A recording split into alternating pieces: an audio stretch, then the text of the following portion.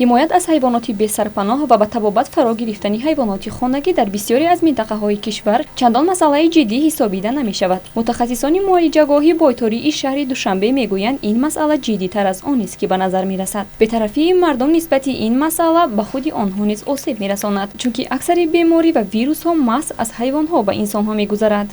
وقتی که حیوان‌ها بیمار میشند اساساً از خوراکخوری میمونند، شکم روی میشود، قید کنی دیده میشود.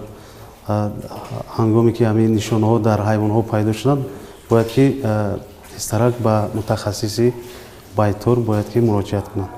میانی کسانی که بی‌طرفانه به این قضیه نگاه میکنند هستند نفرانی که از حیوانات حمایت میکنند و در وقت بیمار شدنشان به دکتری حیوانات یعنی بایطور مراجعت مینمایند. دلنازه به بیماری ایتیدی بی‌پروایانه نگاه نکرده او را به نزد دکتر آورده است و برایش نگران است.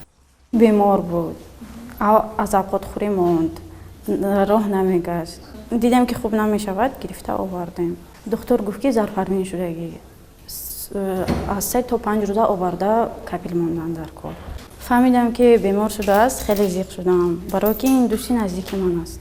عادتاً به درمانگاه حیواناتی حجماً خرد به مانند سگ، گربه، خرگوش و نمودهای گوناگون جانوران اگزوتیکی را می‌آورند. حیوانات کلانی خانگی را باشد دکتران بیرون از شهر در خانه‌ها معالجه می‌کنند. معلوم شد که حیوان‌ها را نه تنها برای تبابت بلکه برای آرایش نیز می‌آوردند. مثلا همین جانور زیبا را برای کوتاه کردن ناخن‌هایش به معالجه‌گاه آوردند. حیواناتی که با صاحبان خود زندگی می‌کنند بیماری آنها را یک اندازه زیر نظارت گرفتن ممکن، ولی حیوانات بی‌سرپناه به حمایت بیشتر نیاز دارند. متخصصان درمانگاه میگویند که عادتاً حیوانات بی‌سرپناه به درمان دراز مدت احتیاج دارند و باید یک مدت در معالجه‌گاه تحت نظارت متخصصان بایطور قرار گیرند. ما اساساً اینجا جای نگاهبین نداریم، فقط ما یک 2 تا ایزولاتور داریم، جای نگاهبین حیوانایی که فقط بیماری گمانبر به کسلی بیماری خوری هستند.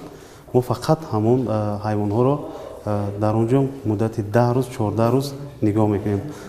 اگر دیگر بیماری ها باشند ما اونها را معالجه میکنیم، با شهروندی که با اون یاردم میکنن با اون ما پس میگردانیم.